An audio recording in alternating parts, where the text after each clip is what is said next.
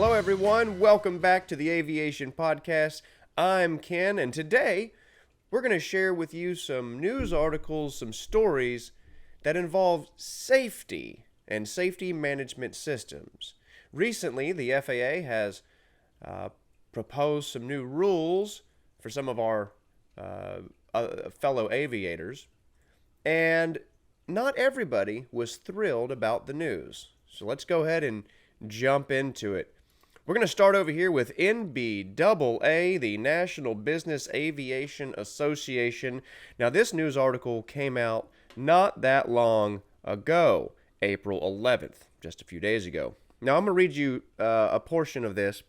Now, this article reads, on January 11th, 2023, the FAA issued a notice of proposed rulemaking that would require all Part 135 certificate holders, Part 91.147 air tour operators, and certain Part 21 type certificate and production certificate holders to implement a safety management system.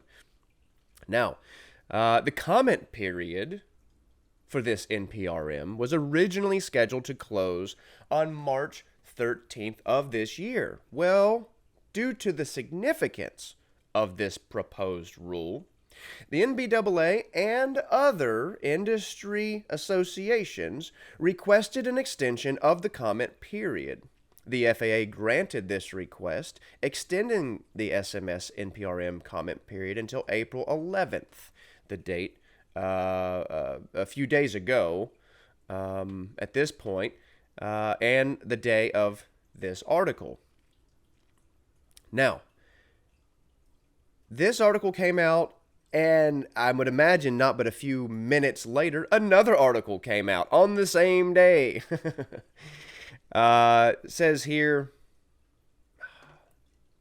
in this article from the NBAA that the National Business Aviation Association calls on the FAA to amend the SMS proposal to better support business aviation. Now, what do they mean by that? And there's a couple of notes that were submitted from the NBAA to the FAA. Now, for those of you unfamiliar, the NBAA represents a large portion of commercial operators here in the United States.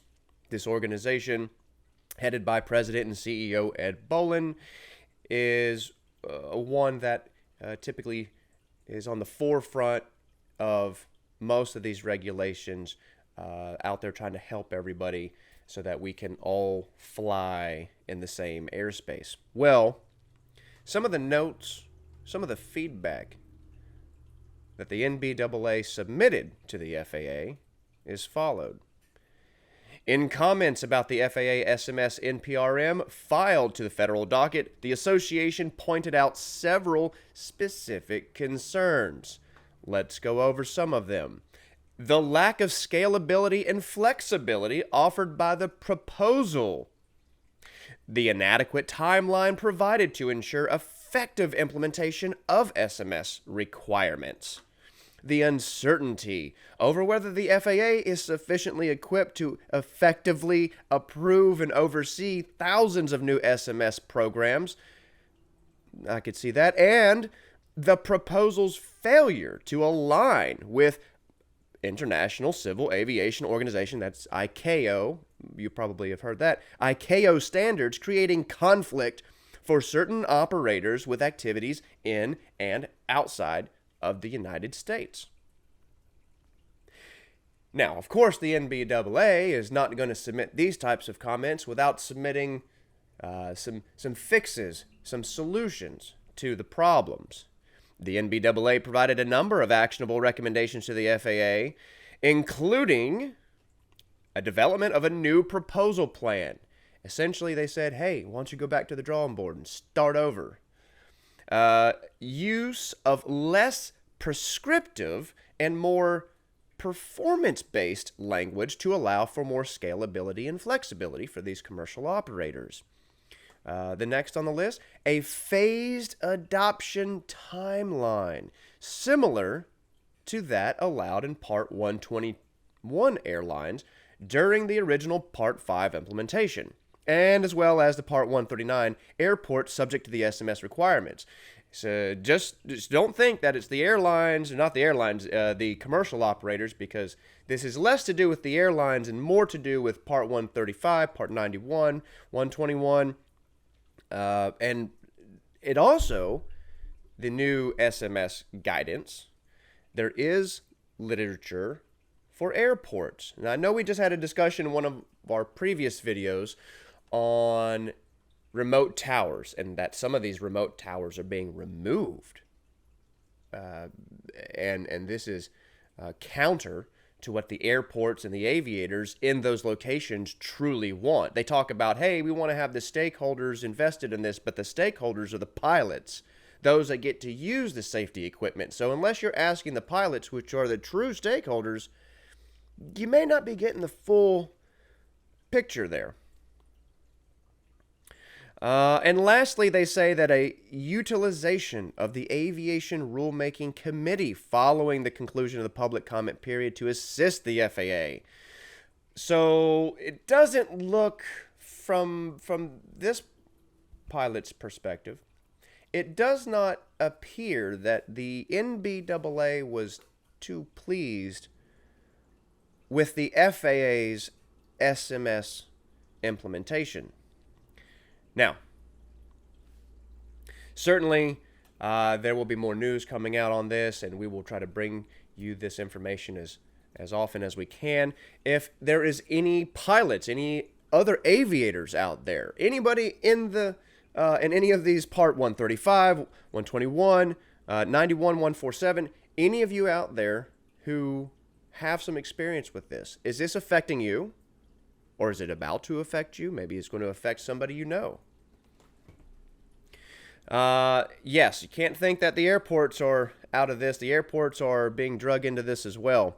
Now, you may ask, well, what are we talking about, the safety management system? If you go over to the FAA's website, you will see a link here, a list of what the FAA is talking about.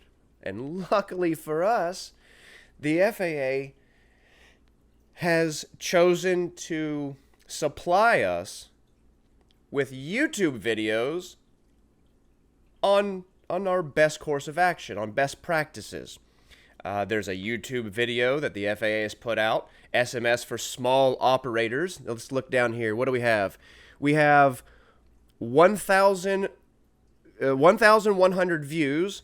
This has been up for almost a year, with 15 likes. Not a terrific turnout for this one. How about this next video? Safety risk management example. This was put out also 11 months ago with 2,000 people who have seen the video and 42 who have actually liked it. Not great either. Well, let's check this last video. The video that describes the SMS program being as easy as 1, 2, 3. How easy is it to enter the FAA's SMS voluntary program? Well, they have this very well-made, color-coded, step-by-step example. It's easy as 1, 2, 3, folks. Of course. Now, we look at this video. What do we got? Oh, so this one here has 1,600 people who have seen it in the last 11 months, with only 12 likes on this video. I am not 100% sure on the FAA's advertising budget or their methods, but these videos right here are not getting the traction they probably should, especially when we're dealing with getting the information out. The FAA is trying to tell everybody about these SMS programs, right? They want to inform the public. They might need to put up some billboards somewhere because these YouTube videos are not working out too well for them. And as I mentioned, the FAA has also put out SMS guidance for airports. And you read this article here, that this article over at the FAA.gov website came out February 16th, so a little bit ago. describing this new rule from the FAA to help airports detect and mitigate safety problems before they result in an accident or incident. The final rule requires certain airports to develop and implement a safety management system. Let's hope those airports are not about to lose their remote tower operations, because we just had a video that discusses that many of them possibly are. Let's see. It says here down toward the bottom, the final rule applies to more than 200 of America's busiest commercial airports. And the timeline to fully implement SMS ranges from 4 to 5.5 years, depending on the airport's classification and operations. So, a lot of airports, it seems, have some guidance. They need some safety management systems developed, implemented, and they need to do this over the next few years. Now, additional safety measures, most of us are not against additional safety measures as long as those safety measures do not prevent us from doing our work, flying and utilizing the national airspace. So, we're talking about safety a little bit today. Safety management systems being implemented to some of the operators, safety management systems being implemented on the airports. Speaking of operators, we're going to move to one of our next articles here, one of our next stories. And this one we find over on avweb.com. Avweb.com has this article put out on the 11th of April. It says the FAA issues a notice warning to pilots not to silence their TAWS alerts.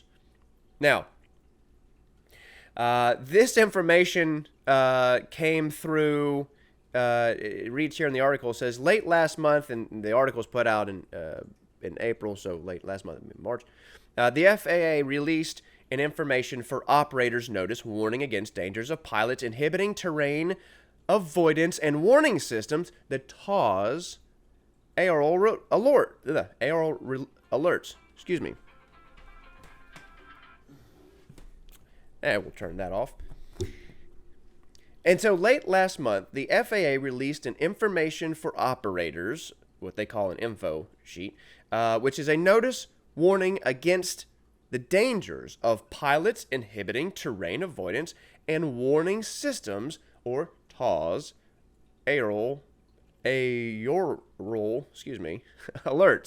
According to the notice, alerts from TAWS can become a nuisance or a distraction to pilots when flying at altitudes below the alerting threshold for the system. This may result in the pilot's decision to inhibit the system. Basically, there's a bell going off, there's a warning going off, and the pilot decided to turn the noise off. Turn off the bell. I know a lot of us probably get in our cars, we drive down the road, we might hear a bell go off, someone didn't connect a seatbelt, something like that. Now, this particular system, the TAWS system, it's a little more important. Well, you might debate how important it is as compared to a safety belt in a car. But the TAWS system, nonetheless, a very important system. Some of the pilots are voluntarily switching the warnings off so they're not being annoyed. They've described this bell, this warning, as a nuisance. And this is more for the Part 135 operators, Part 91, those who are flying aircraft who do have a TAWS system installed. And the FAA recommends that directors of operations for charter providers, private flight department managers, and fractional ownership program managers should review their approved training programs to ensure procedures for the use of the terrain warning system inhibit switch is adequately addressed. The FAA's boot stomp to address the issue. Hey, stop turning off your warning system, folks. And I love the way they pushed this out in the information for operators, the info document. It's called info, or information for operators, because the FAA has just run out of acronyms at this point. We just make up what we make up. The purpose of this info serves to inform operators about the risks associated with distraction and complacency, which is a big issue for a lot of operators, complacency in the airplane.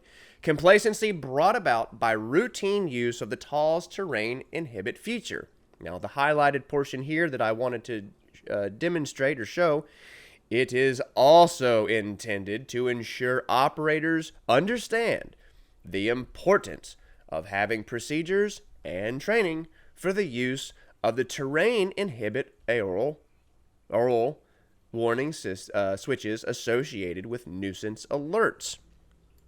So the FAA had found that a lot of pilots were choosing to just turn this off, and they don't like it. So remember, don't turn your TAWS off. Keep it on. You want to know where the mountains are. What is the old joke? Hey, how did those billy goats get up here in these clouds? Oh boy, fun stuff. So the info sheet came out, and it looks like we have the FAA is asking for some of these operators to just stop turning the switch off. And that is the info for you operators. Okay, now let's lighten things up just a little bit as we get to the end of our video here. The last two articles I'd like to share, one from the FAA, because that's where we typically have a lot of our information. The FAA refers more unruly passenger cases to the FBI in 2023. Yes, that's right, folks. If you were expecting to get on an airline and get into a fisticuss with someone else, be warned. The FAA is going to send these cases to the FBI, and then the FBI gets to deal with you. Now, this was a quote from FAA acting administrator, Mr. Billy Nolan,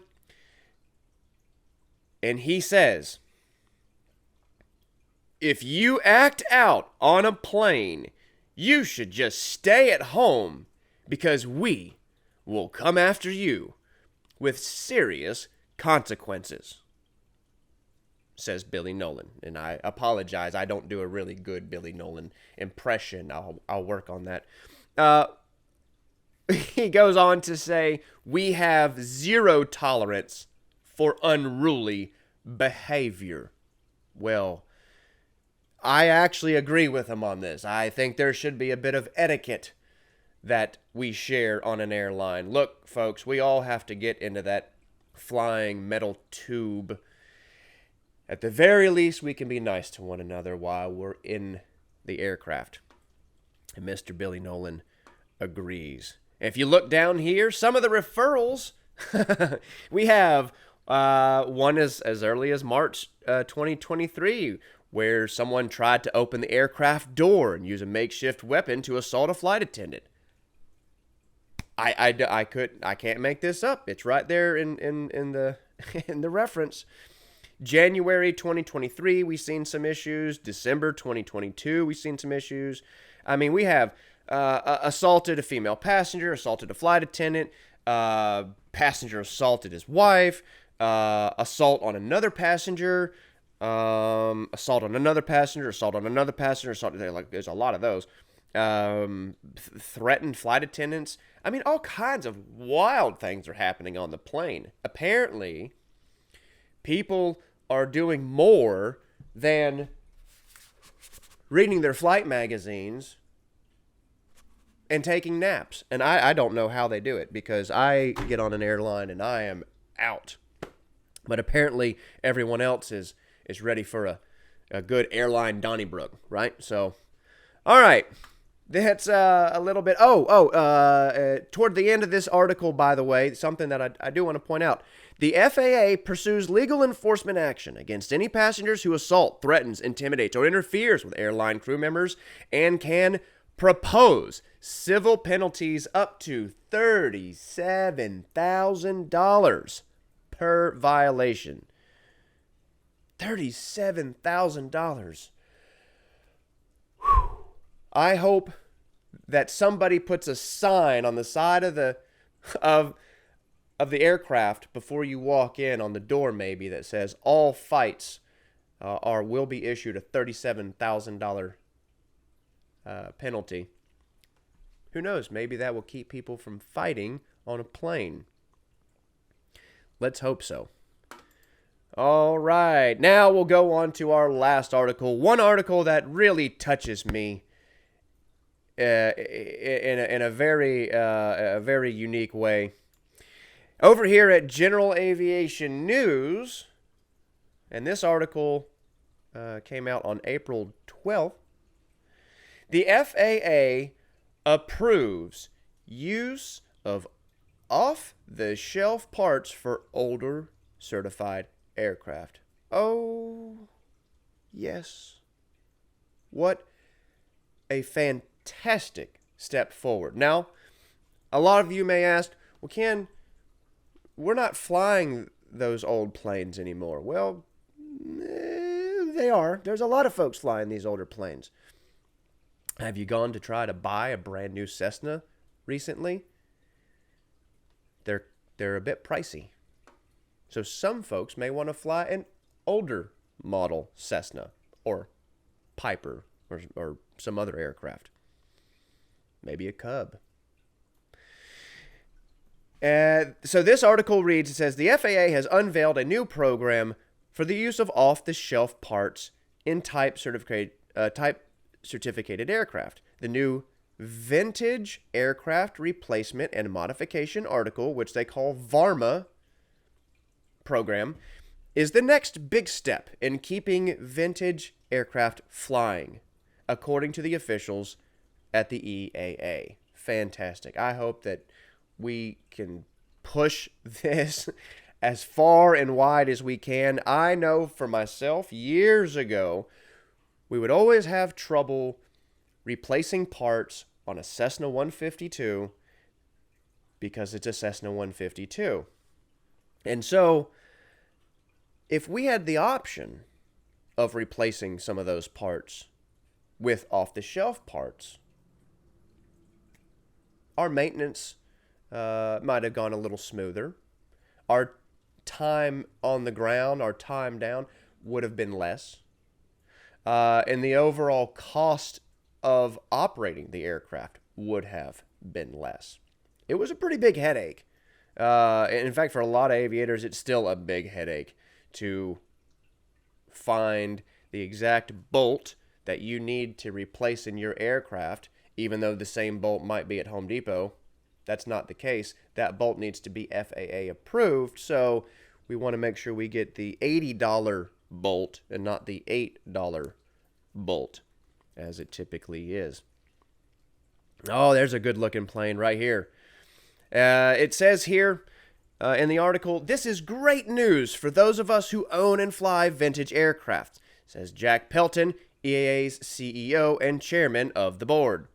There could easily come a time when a classic airplane that would have otherwise been grounded for want of a part that's no longer available will fly again, thanks to the parts substitution enabled by VARMA. You know, we are so thrilled about this news. The FAA does come out with some outstanding regulations once in a while, and this VARMA program is certainly something we can get behind. We have a picture here of the EAA Cessna 150, which was one of the test beds for the auto fuel STC, and the new Varma program. So there you go. You got some old Cessnas, you got some old aircraft. Maybe they're on the line. Maybe they're sitting in the back of a hangar somewhere, not getting used. And they weren't getting used because we couldn't get parts for them. Well, now we can use off-the-shelf parts. Now, of course, it's not just any part. You can't just go buy anything. But there is an ability, there is a way forward for us to purchase parts off the shelf and get these aircraft back in the air, which we are all supportive of. Hey, there's a good looking plane right there. It brings back a lot of good memories. All right, everybody. That's going to do it for us today at the Aviation Podcast. My name is Ken. I hope you've enjoyed it. If you have, please give us a like, share with a friend, comment, and until next time, take care.